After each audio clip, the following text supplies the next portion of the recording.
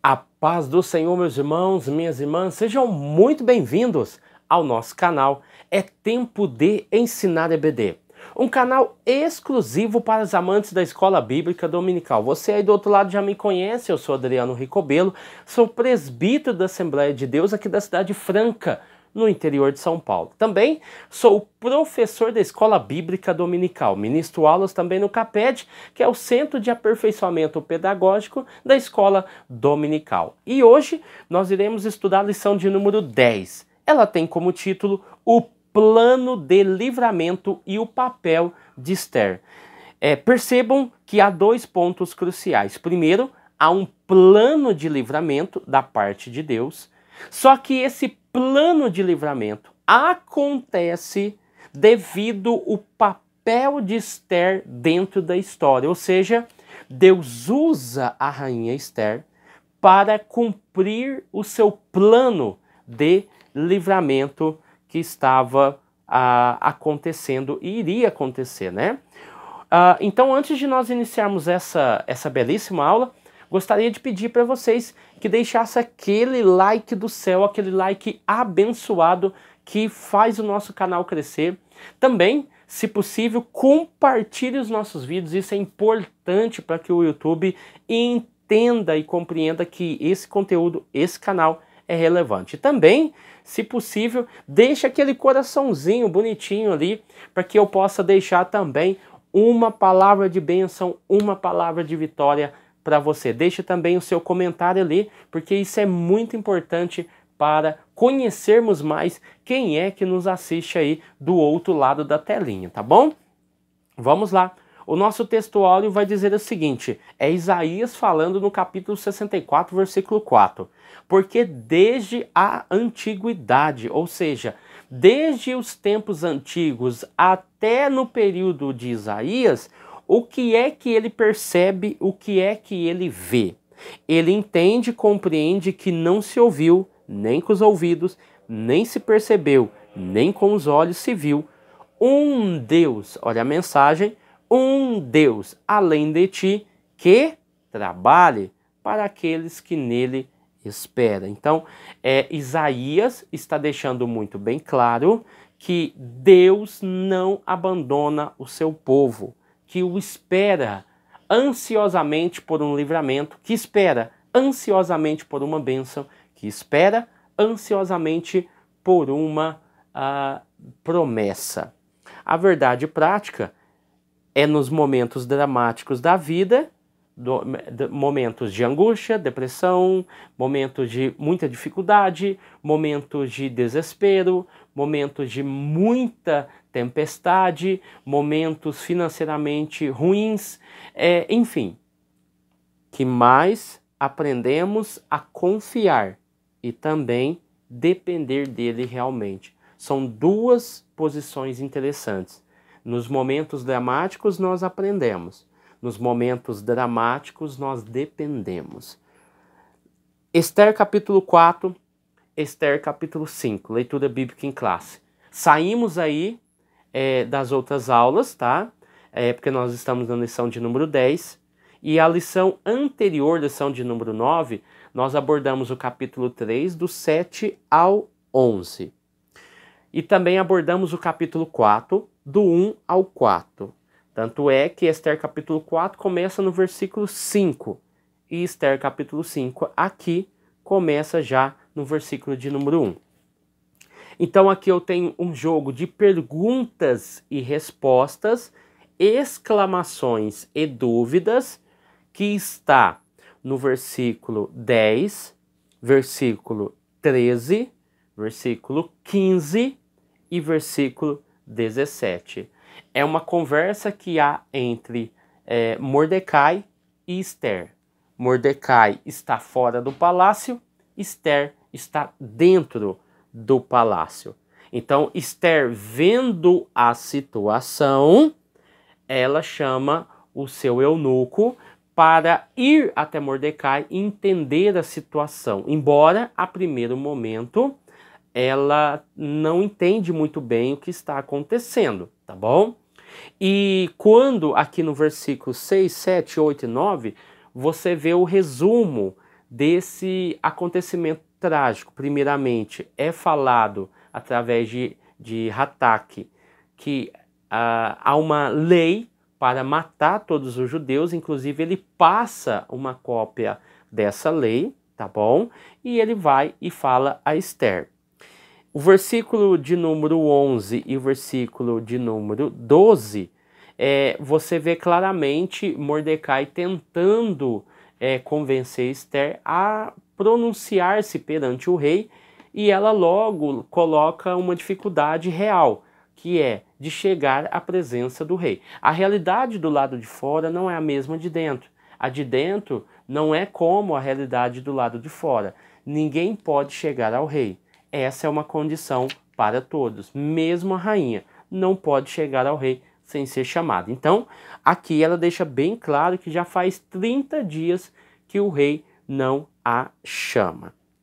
Aqui, no versículo 14, e nós temos aqui a questão do pedido de Esther para que Mordecai os avise, em meio ao choro, ao meio ao pranto, que eles jejuem, que eles orem durante 3 dias. E neste jejum rigoroso, não coma nada e também não beba nada, nem de dia e nem de noite. Porque assim, fazendo isso a Esther, Esther teria mais coragem, mais ousadia a chegar à presença do rei, tá? Tanto é verdade que após ela dizer isso, no versículo de número 16, é pedido isso, tanto no versículo 15, versículo 16, é feito esse pedido para que ela se achegasse ao rei. E assim ela deixa bem claro, se tiver que morrer, morrerei. Então ela deixa bem claro que ela está ciente da situação, mas ela precisa da ajuda dos judeus. No capítulo 5, do versículo 1 até o versículo 14, nós vamos aqui até o versículo 8, né? Você vê claramente que no terceiro dia, após esse período, ela começa a colocar o plano em ação, que é se arrumar, ficar de frente ao aposento do rei, porque o rei estava assentado no seu trono, na casa real, de frente à porta do aposento, e vendo o rei, apontou o cetro, ou seja, ela poderia entrar dentro desse saguão onde o rei estava, e dando essa permissão, ela chega e fala com o rei, tá? É nesse episódio, é nesse capítulo, que Amã é convidado para o banquete, juntamente com Assuero, naquele mesmo dia, naquela mesma tarde, e assim você vê a história se desenrolar, e é isso que nós vamos ver, uma parte dessa história. Então, dentro da nossa aqui introdução, nessa lição estudaremos as atitudes. Atitudes aqui é uma norma de procedimento que leva a um determinado comportamento. As nossas atitudes cristãs determinam o nosso comportamento perante a sociedade, perante o mundo, perante as pessoas e perante a própria igreja. Então, ter atitudes cristãs é revelar o nosso real comportamento e as nossas reais intenções. E aqui nós vamos ver sobre Mordecai, ou Mardoqueu, e Esther, que aqui fizeram e tiveram atitudes, né, comportamentos concernentes ao povo judeu.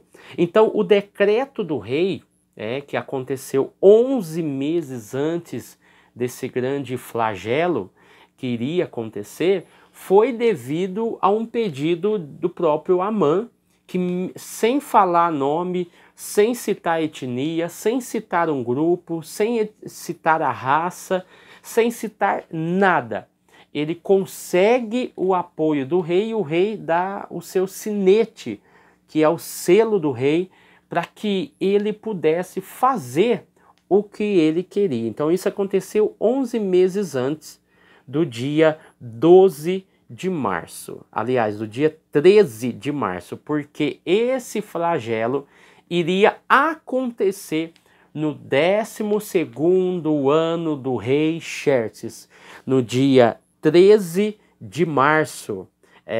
E também estendeu-se para o dia 14, 13 de março, quando eles conseguiriam, né, a defesa deles, seria também o seu massacre. E assim aconteceu em todo o império no dia 13, e no dia 14, esse episódio aconteceu em Suzã, porque existiam inimigos de Israel que também atacaram eles em Suzã, e dali foi a morte dos filhos de Amã, e também aconteceu a morte de em torno ali de 800 ou mais pessoas que perderam a vida porque atacaram o povo judeu, tá? Vamos lá. O perigoso plano e o temor de Esther. Lamento, choro e compadecimento. Esther soube da crítica situação do primo e compadeceu-se, mas não sabia os motivos. Tanto é que a primeira questão é enviar roupas. E aqui nós trazemos uma lição interessante, né? Porque às vezes queremos resolver os problemas dos outros sem conhecer os reais motivos da ajuda. Eu estou ajudando com roupas. Mas por quê? Só porque a minha primeira impressão é que eu estou vendo ele vestido com panos de saco e com cinzas na cabeça e no seu corpo, qual é o real motivo dele estar ali? É interessante porque nós fazemos essa crítica social quando nós olhamos as pessoas que estão na rua. Nós achamos que pelo fato de nós darmos R$1, R$2, ou um prato de marmita a um mendigo, a uma pessoa, nós estamos resolvendo o problema daquela pessoa. E na verdade nós não estamos, nós estamos piorando a situação daquela pessoa. E às vezes as pessoas não gostam de pensar dessa forma. Por quê? Porque na verdade nós não queremos saber o problema dela. Nós não queremos saber da dificuldade dela, nós não queremos saber o motivo dela estar na rua. Nós apenas queremos amenizar, de certa forma, o seu sofrimento. Então, por isso que às vezes, dentro das nossas igrejas, há um enfado nessa questão. Às vezes tem grupos que começam a fazer entregas de marmita, mas fica só nisso. É preciso um trabalho por trás dessas entregas de marmita para que tenha realmente uma mudança, uma transformação. Porque o objetivo não é alimentar de primeiro momento somente a barriga. Não é somente alimentar aquela pessoa, é buscar a salvação daquela pessoa. Então é interessante quando nós pensamos nisso. Então você chegou ali e entregou, praticamente não vai ter efeito nenhum, sabe por quê? Porque outras pessoas fazem isso.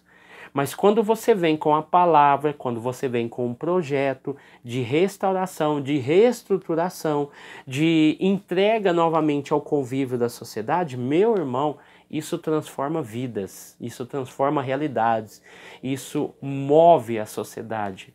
Tá? Então isso é muito importante. Então aqui aconteceu isso. Então Mardoqueu não estava apenas querendo chamar a atenção de Esther, porque ele não queria roupa, ele queria chamar a atenção. Olha, tem um problema maior acontecendo aqui, Esther. E Esther, não sabendo, manda o seu eunuco, e assim ele expõe de forma sincera tudo aquilo que estava acontecendo, a ordem de matar todos os judeus, a data dessa morte, e assim ele envia uma cópia para Esther através de Hatak, né? O autor colocou aqui uma coisa interessante, tá, irmãos? Compartilhar nossos sentimentos com as pessoas certas é necessário e nos faz bem. Nós estamos falando de um ambiente, o capítulo 4, versículo 3, ao qual tem choro em alta voz, tem lamento, tem jejum, tem pessoas para todo lado vestidos de pano de saco e cobertos de cinzas, mostrando desespero, mostrando angústia, mostrando um momento difícil. E Mordecai tenta compartilhar tudo isso com a rainha. E é interessante, porque quando nós trazemos para a nossa realidade, nós vamos ver que as pessoas sofrem, as pessoas estão em dificuldade, elas não compartilham com a sua liderança, não compartilham com o seu líder, não compartilham com aquela irmã que às vezes está preparadíssima para poder te auxiliar, com aquele irmão, com aquele líder, com aquele conselheiro, enfim, pessoas que realmente podem te dar uma direção. É isso que Mardoqueu estava procurando. Não adiantava nada ele ir para a sinagoga nesse momento, porque as sinagogas já existiam desde o período da Babilônia. Então ele viu que não adiantava aquele ir procurar uma liderança, porque eles não poderiam fazer nada. Busque quem possa resolver, quem possa te ajudar de fato. Às vezes as pessoas ficam na rede social colocando seus problemas, criticando, fazendo isso, fazendo aquilo. Tome cuidado com isso. As pessoas não conseguem te ajudar e muitas das vezes não podem te ajudar. Vá, procure quem possa te auxiliar. Problemas internos, problemas do coração, problemas da alma. Procure o seu líder, procure a sua líder. E assim você vai ter um retorno mais satisfatório. Então Mordecai diz, eu não vou procurar liderança, porque isso não é caso de liderança. Isso é caso de reino, isso é caso de palácio. Vou levar essas questões para a rainha. Mas lembre-se que já eles estão chorando, lamentando, jejuando, eles já estão fazendo isso, tá bom? Vamos lá. Um obstáculo real. Por intermédio de Hataque, Mardoqueu deixou Esther informada de todo ardiloso plano de Amã. E aqui Esther já deixa bem claro, ela coloca um impedimento, mas isso é concernente à realidade do palácio. A realidade do palácio é uma, a realidade fora do palácio é outra. Esther deixa bem claro para Mardoqueu que ela já não vê o rei já faz 30 dias.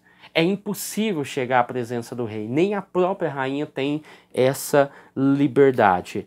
Então, no versículo 5 desse mesmo capítulo, Esther procurou saber o que aconteceu e a razão de tudo aquilo. Então aí sim, você manda primeiramente roupas, achando que era uma situação, mas ele traz uma situação totalmente diferente. Quando ela fica sabendo, aí vem a grande questão. Chegou a hora de decidir. Porque Mardoqueu deixou bem claro para ela que ela não iria escapar. Que a sua família seria exterminada, a sua descendência seria exterminada da face da terra, mas havia uma ressalva. Mardoqueu deixa bem claro para ela. Mas e se o fato de você estar no reino, sendo rainha, esse fato não seria um fator determinante para a salvação dos judeus? Porque se você não fizer nada, Esther, fica tranquilo, dos céus chegará o socorro. E assim Deus fará cumprir a sua promessa.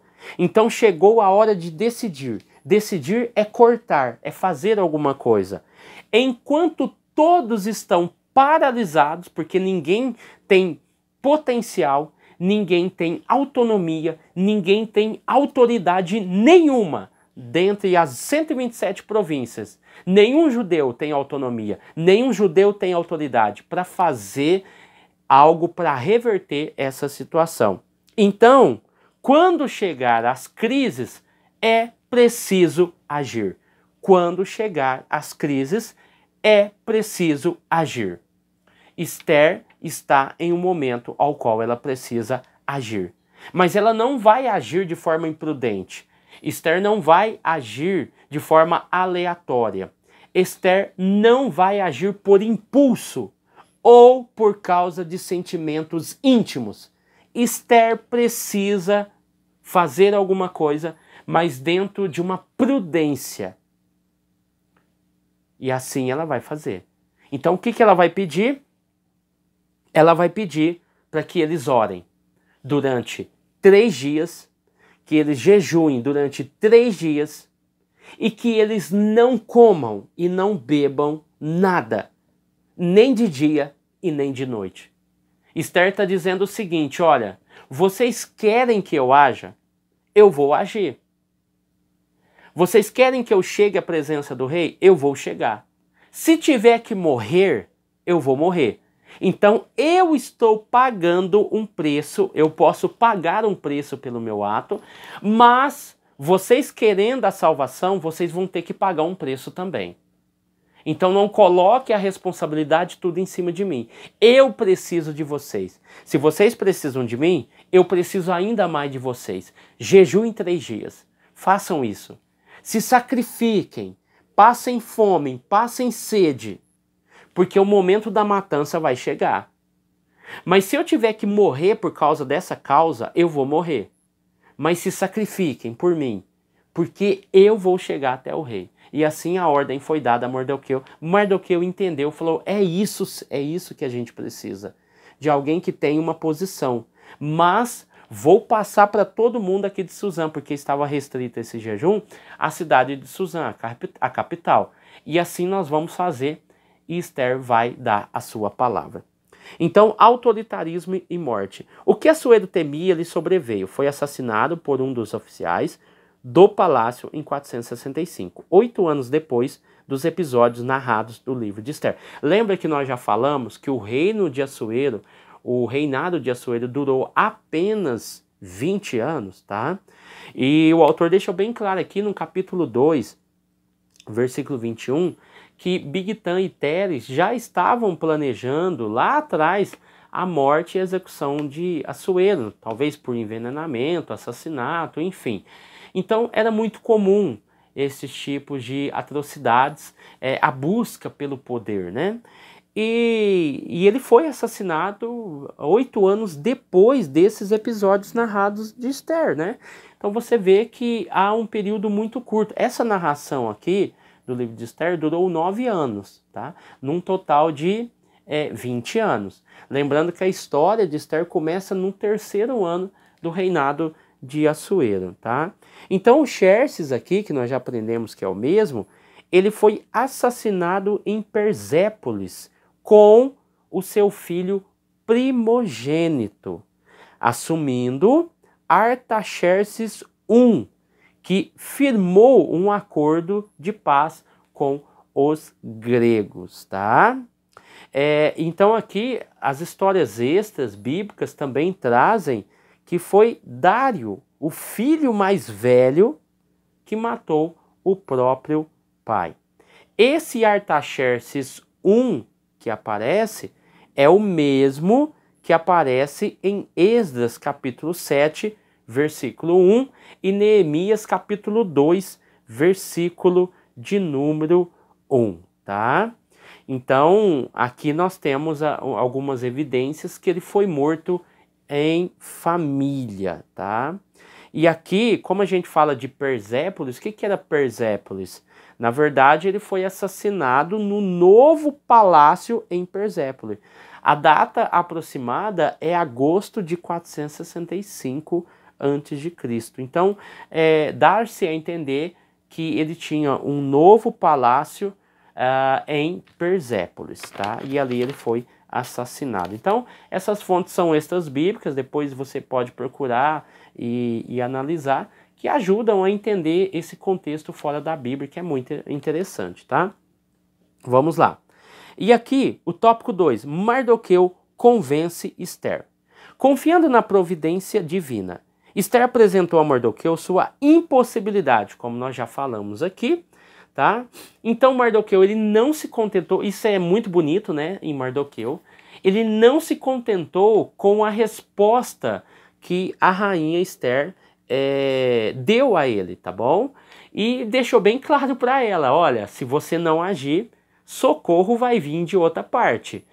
E não se engane, Esther, você também será assassinada, porque até agora você não expôs a sua etnia, mas essa etnia pode ser exposta em público a qualquer momento e você vai ser executada também junto com todos os judeus, tá?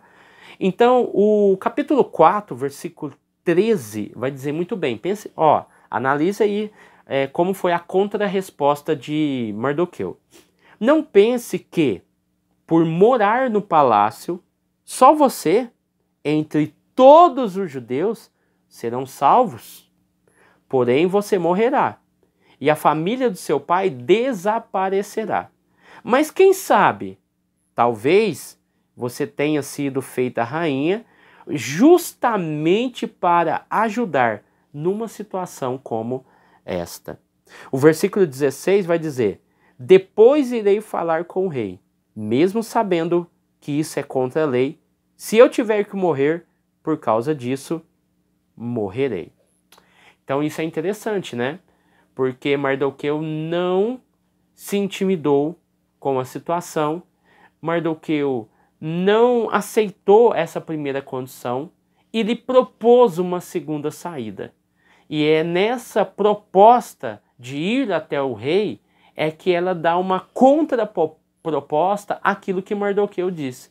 Olha, então tá bom, se tiver que morrer, eu morrerei, mas que vocês jejuem por mim. O subtópico 2, primeiro Deus, depois o homem. Em sua resposta, Mardoqueu pediu que ajuntasse todos os judeus de Susã e jejuasse. Vamos ver aqui, capítulo 4, versículo 16. Vá e reúna todos os judeus que estiverem em Susã. Não é para deixar ninguém fora. E todos vocês jejuem e orem por mim durante 3 dias. Não comam, nem bebam nada, nem de dia, nem de noite. Eu e minhas empregadas também jejuaremos. Aqui é magnífico, né? É um jogo de perguntas e respostas, é um jogo de entrave e também de muitos desafios. Mardoqueu tem a responsabilidade de ajuntar o povo nesse propósito, e a rainha também tem o propósito também de jejuar e também de conquistar a benevolência, a boa vontade das suas súditas, das mulheres que estão em volta dela, de jejuar junto. Porque se a rainha morre, todos perdem. Perde o império, perde os judeus, perdem também as servas da rainha. Então elas entram nesse propósito como a rainha para poder interceder junto com ela. Vamos lá. Subtópico 3, confiar em Deus não é tentá-lo. Através do jejum, os judeus pediam a intervenção divina para que o rei aceitasse a presença de Ester. Isso mesmo sendo contra a lei do rei. Você percebeu que nós temos 2 episódios em que a lei do rei é quebrada? Olha que interessante. Mardoqueu é aquele que salvou a vida do rei com Bigtã e Teres, mas é aquele que desobedece o mandado do rei quando a ordem do rei era: todos devem se curvar perante Amã. Agora há uma nova quebra de regra e de lei. Por quê? Agora está envolvido a salvação de todos os judeus. E para que isso acontecesse, é necessário quebrar algumas regras do império. E isso é interessante, porque nós estamos falando, e não associe isso nunca de forma alguma às leis de Deus. Porque nós estamos falando de um mundo pagão. Por isso que no início eu disse que não é interessante, não é viável nós embelezarmos e romantizarmos, né, e trazer um conto de fadas dentro da história de Ester e Assuero. Ester é o cara, é o homem, é o rei, que se tiver que empalar alguém, ele vai empalar. Se tiver que crucificar alguém, ele vai crucificar, porque a crucificação romana, ela advém dos costumes persas. Ele não é tão bonzinho como se vê na Rede Record, ou nas novelas que falam sobre a rainha Ester. Nós temos muitos pontos positivos dentro do contexto do livro de Ester, mas nós temos que entender que há uma aculturação do personagem Ester e do personagem Mardoqueu. Eles estão ali, eles não voltaram para Jerusalém, voltaram só 50 mil. Talvez a história poderia ser diferente, Mas não foi. Eles não quiseram voltar. E Amã usou isso, né, todo esse drama, para acusar os judeus e aí tentar exterminá-los. Então Deus usa a oportunidade que foi deixada pela rainha Vasti, e nós não podemos entender que Deus manipulou a situação. Não, Deus usou naturalmente a situação e falou, é nesse momento que eu vou agir. É no tempo Kairos. O tempo Kairos de Deus é diferente do Cronos. O tempo Kairos, um dos significados é o tempo da oportunidade. No momento da oportunidade, Deus age, Deus intervém. Então aqui você vê claramente, ó, Esther estava disposta a morrer. Décadas antes, na Babilônia, 3 outros judeus haviam demonstrado a mesma fé e disposição, né? Ananias, Misael e Azarias, que seria Sadraque, Mesaque e Abednego. Aqui nós falamos tanto de Esther, mas ela nunca deixou de ser Radassa. Então essa coragem não era por causa dela ser rainha, é por causa dela ser Radassa. A coragem não veio de Esther, a coragem veio da Radassa. É muito interessante isso, porque ela como Esther, ela como rainha, ela sabia que ela não poderia chegar. Mas ela como Radassa, ela como judia, ela como uma mulher muito corajosa, que isso vinha da personalidade dela, diz, olha, se orar, se jejuar, se interceder, vai dar certo. As entrelinhas mostram a ação de Deus. Nas entrelinhas mostram a confiança em Deus. Eles não poderiam confiar em outro Deus, a não ser o Deus Jeová. Então é interessante isso. A coragem não veio de Esther. A coragem não veio da rainha. A coragem veio de Radassa. É aqui que eu disse no começo, atitudes. Atitudes que mostram o nosso real comportamento. Ananias, Misael e Azarias. Não foi Sadraque, Mesaque e Abednego que foram jogados na fornalha. Foi Ananias, Misael e Azarias. Porque os nomes condiziam aos deuses daquela época. Só que Ananias, Misael e Azarias representavam o Deus Jeová. Os nomes representavam os deuses pagãos.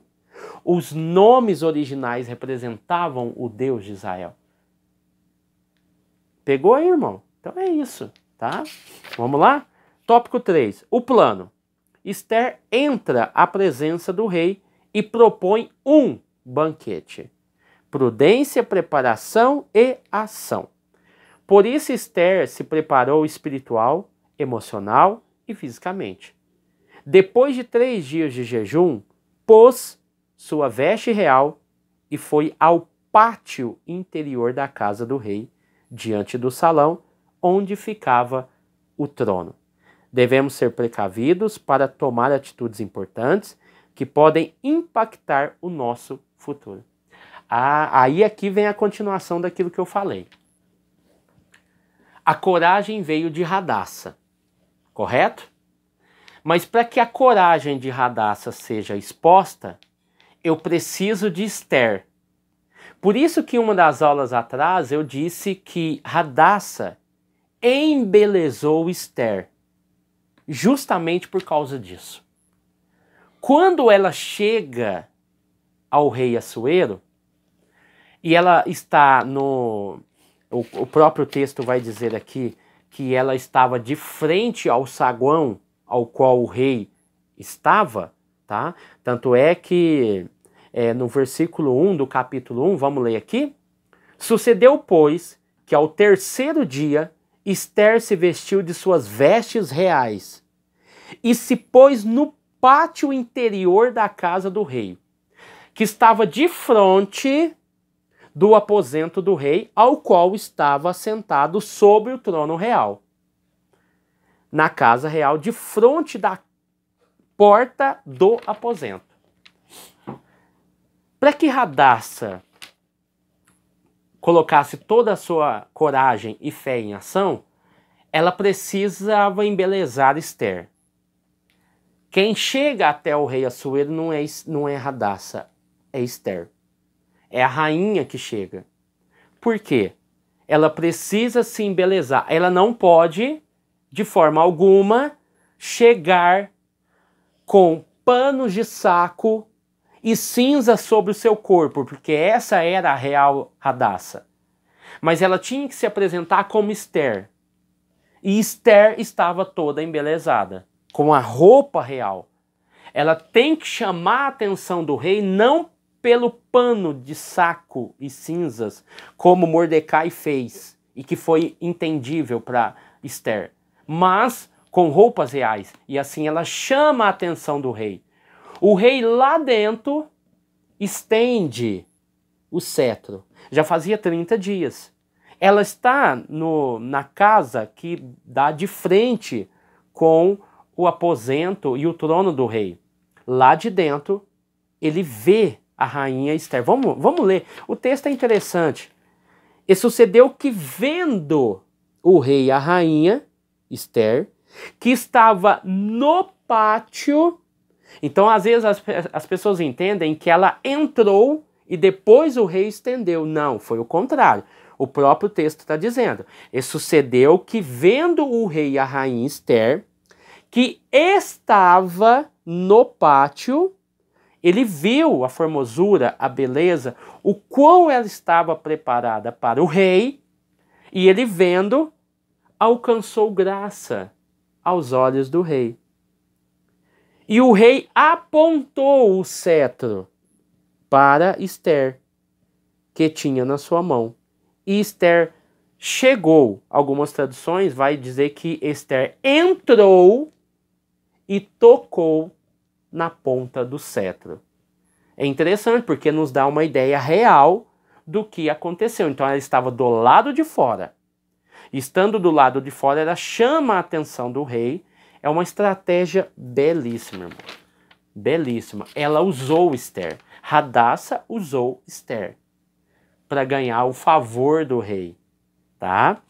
E assim nós entendemos que o rei estende o cetro, aí ela entra no aposento do rei. Ela entrando, ela toca. Por isso que ela falou, eu não posso entrar sem o rei estender o cetro.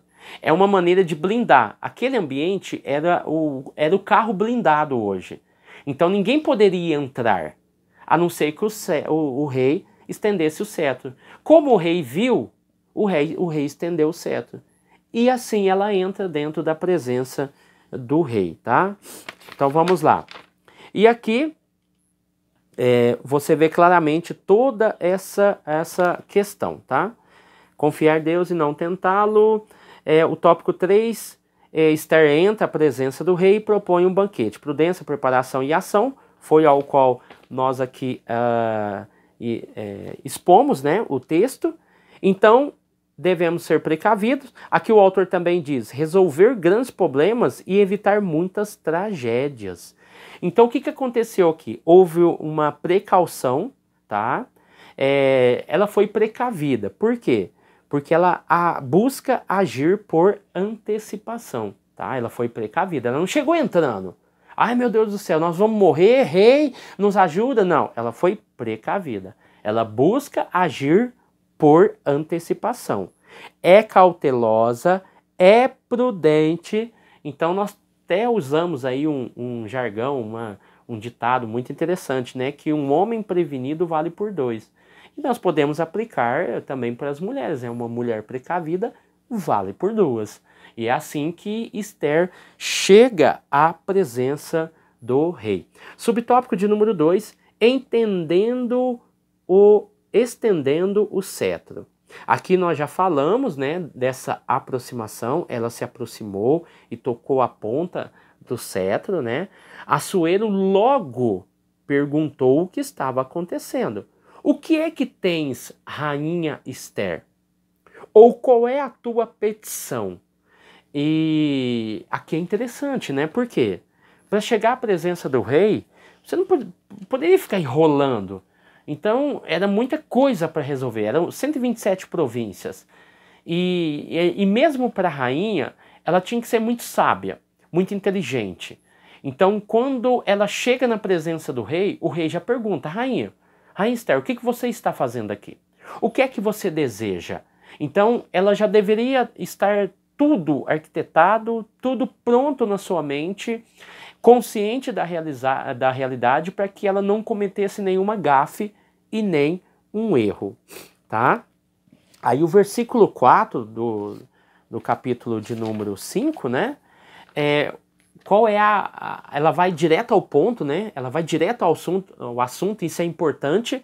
O versículo 4 vai dizer: se for do teu agrado, eu gostaria de convidar o Senhor e Amã para o banquete que eu estou preparando hoje para o Senhor.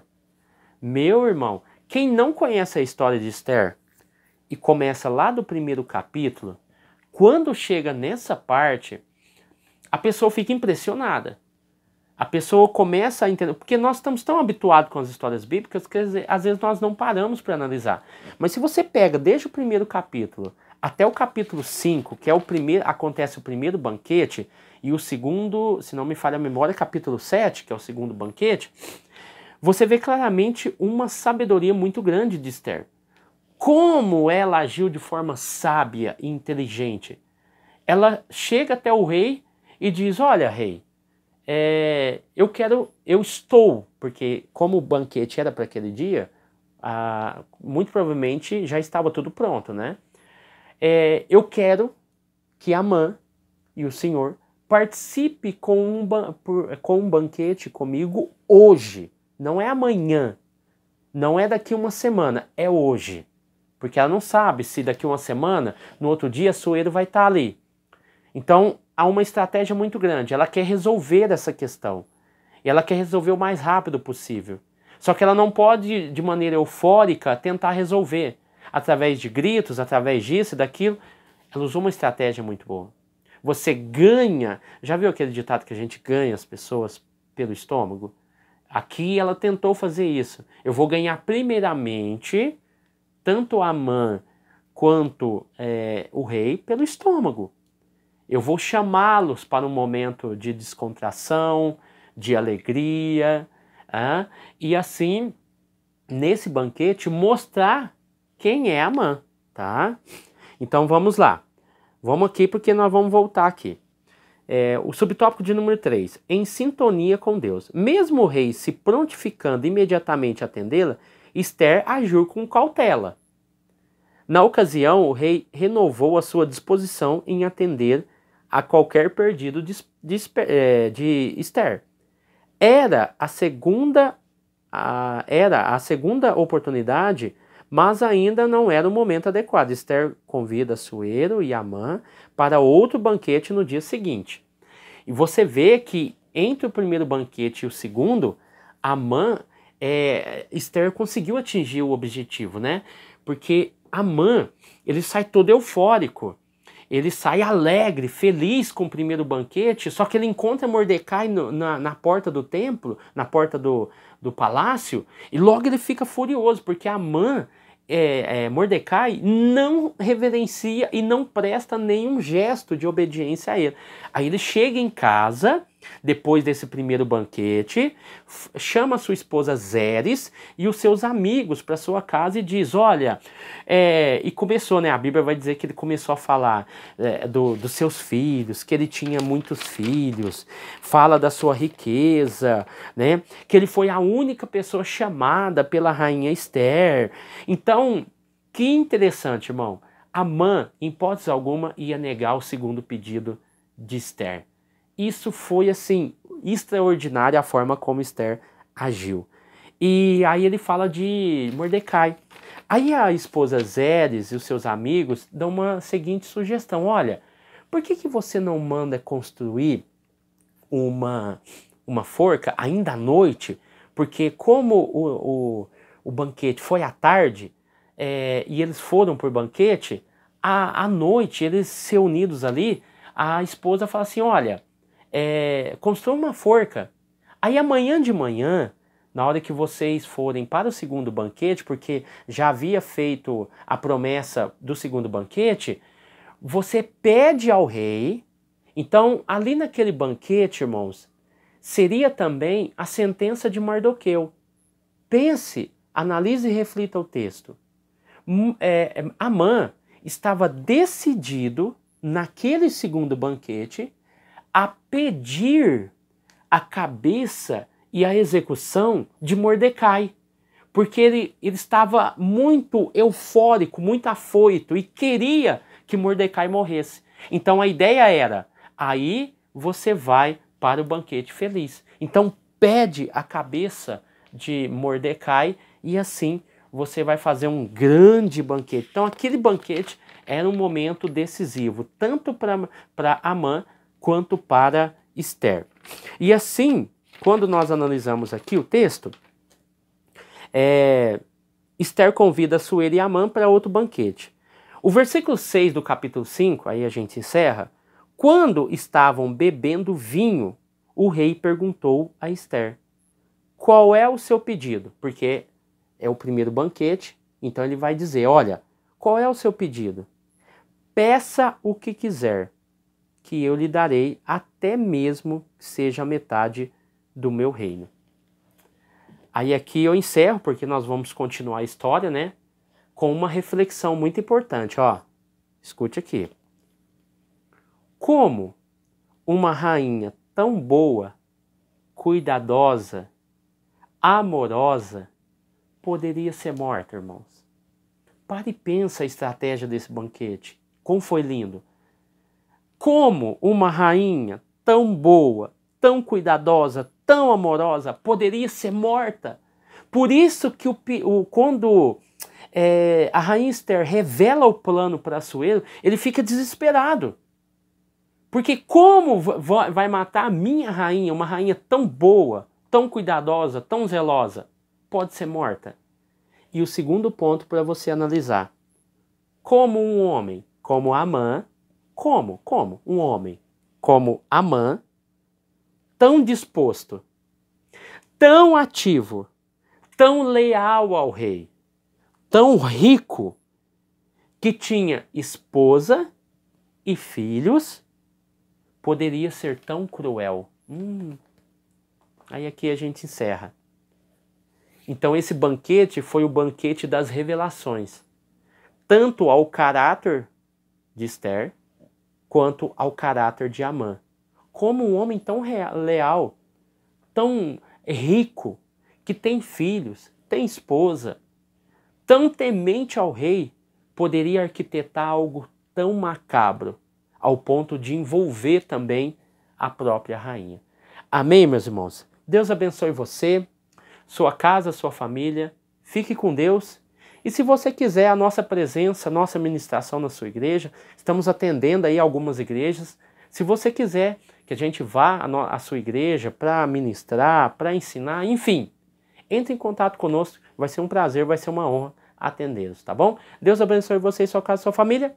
Fique com Deus e até o próximo vídeo, em nome de Jesus.